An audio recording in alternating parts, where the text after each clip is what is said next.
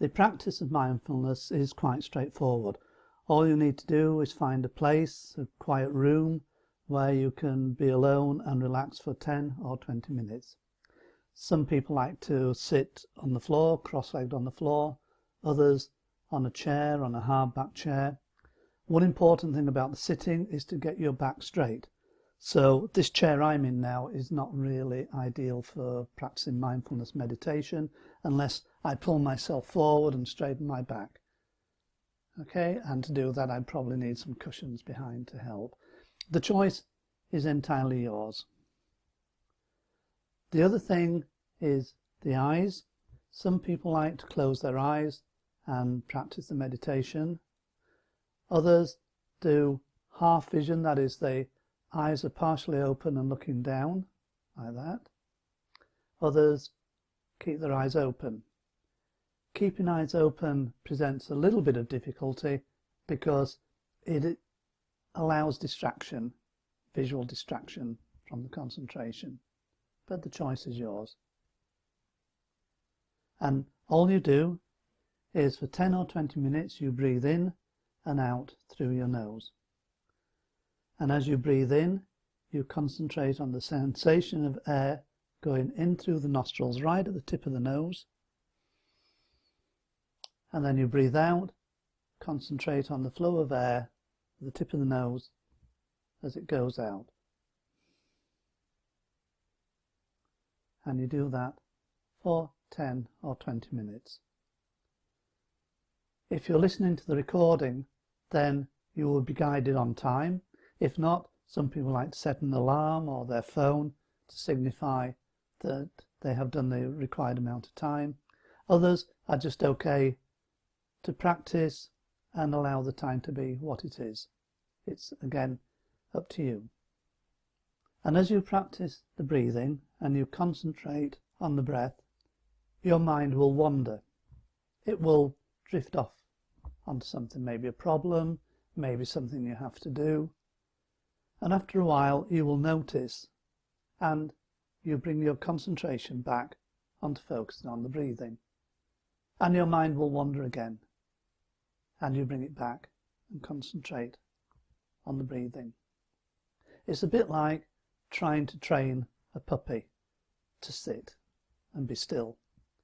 And you put the puppy down, and after a while it will just get up and wander off. And so you just bring it back and ask it to do it again, and it will see something exciting and it will charge off, and you get the puppy and you bring it back, and you keep doing this gently so that it learns over time. And this is the same with the mind. The mind wanders and you bring it back onto the focus of concentration. And you'll notice what we're doing here. The task positive network is focused on the breathing. And the task positive network loses its concentration as the default mode network takes over.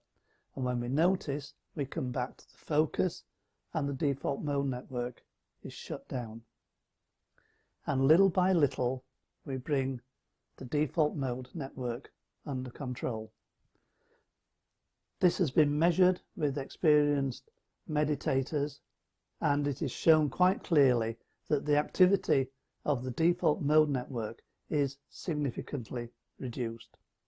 Now, that doesn't mean that the default mode network and ruminating is wrong. It just means that we are able to bring it under our control.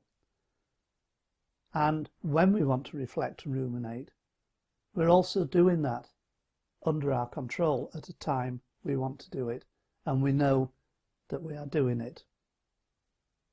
And it has been shown that this is one of the best methods of bringing depression and anxiety under control and to stabilize things.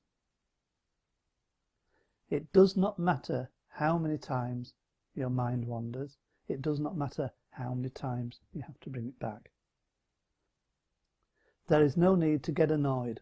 Oh, I've lost my concentration again. Just when you notice it's gone, bring it back. Be amused. Okay.